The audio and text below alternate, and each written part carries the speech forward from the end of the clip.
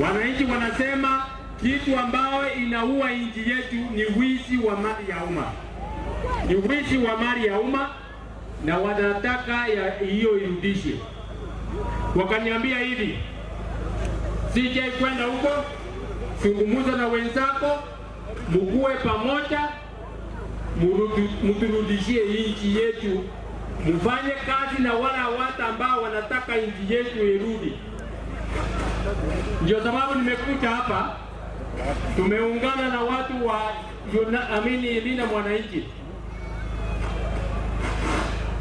Tunakuja kufanya kazi na nyinyi